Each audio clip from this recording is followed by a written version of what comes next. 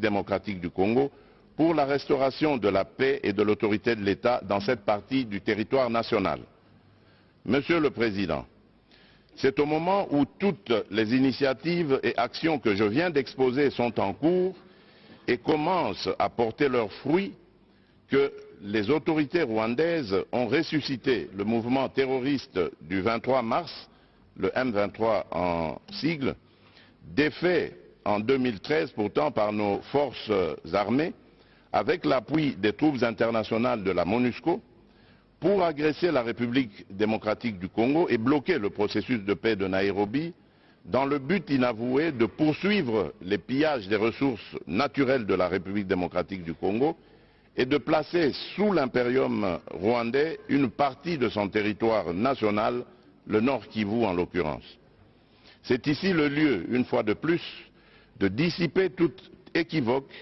et de porter un démenti cinglant aux allégations fallacieuses des dirigeants rwandais qui invoquent à qui veulent les entendre, d'une part,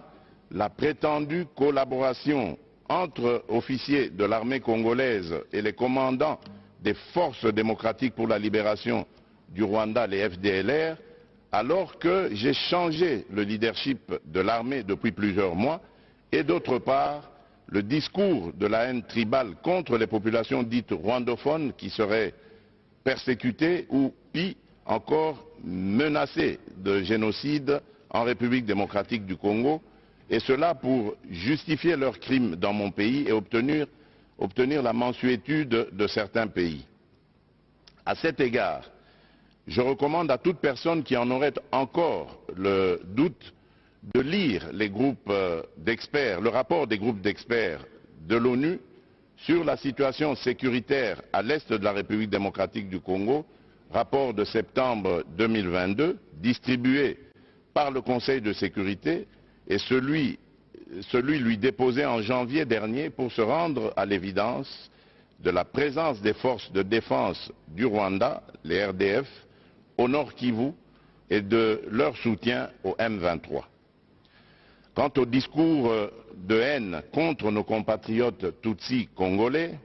mon gouvernement reste ferme contre tout individu ou groupe d'individus qui tiendrait un tel discours et réitère sa demande à toute personne, organisation ou partenaire extérieur de le dénoncer. La justice congolaise appliquera dans toute sa rigueur les lois de la République aux auteurs de propos d'incitation à la haine tribale ou ethnique.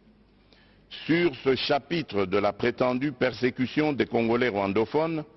afin d'enlever tout prétexte aux dirigeants rwandais qui se sont constitués sans procuration avocats de cette communauté, le gouvernement de la République démocratique du Congo vient de saisir le Haut Commissariat des Nations Unies pour les réfugiés pour lui demander de prendre toutes les initiatives requises en vue de la tenue dans les plus brefs délais des discussions tripartites RDC, Rwanda, HCR pour le rapatriement de leurs réfugiés respectifs dans leur pays, conformément au cadre juridique bilatéral actuel, aux règles du droit international et aux pratiques pertinentes en vigueur en la matière. Mon pays attend impatiemment ces discussions auxquelles seront associés du côté congolais les notabilités coutumières des communautés concernées afin de régler définitivement les problèmes soulevés et de réaliser une réconciliation vraie et durable entre ces communautés. Monsieur le Président du Conseil des droits de l'homme des Nations Unies, Excellences, Messieurs les Premiers ministres et chefs de délégation, Monsieur le Président de la 77e session de l'Assemblée générale des Nations Unies, Monsieur le Secrétaire général des Nations Unies, Monsieur le Haut Commissaire des Nations Unies aux droits de l'homme, Monsieur le chef du département fédéral des affaires étrangères de la Confédération suisse, Mesdames et Messieurs,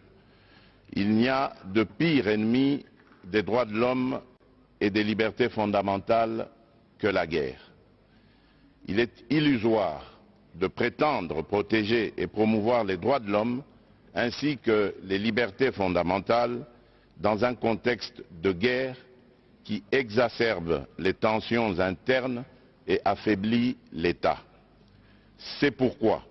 il est impérieux de mettre fin aux aventures guerrières du Rwanda, à l'est de la République démocratique du Congo, pour créer les conditions objectives de réalisation des actions en faveur de ces valeurs universelles pour lesquelles, de tous les temps dans le monde, les peuples se sont battus jusqu'au sacrifice suprême. On ne peut pas prétendre défendre l'exercice des droits de l'homme et des libertés fondamentales en République démocratique du Congo, tout en laissant progresser l'agression de ce pays par le Rwanda et les massacres de ses populations par des groupes armés terroristes. Il est temps que la communauté internationale, en particulier les Nations Unies, sanctionne les auteurs des crimes et des violations du droit international en République démocratique du Congo et les contraigne davantage à exécuter le plan de paix issu des processus de Nairobi et de Luanda, plan avalisé aussi bien par l'Union africaine que le Conseil de sécurité de l'ONU. Dans le même sens, l'État, à travers son système judiciaire et son administration,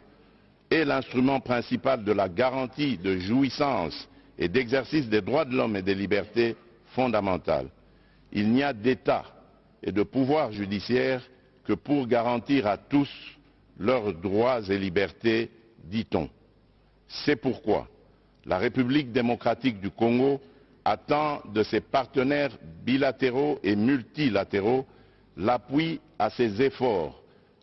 afin de restaurer l'autorité de l'État sur l'ensemble de son territoire national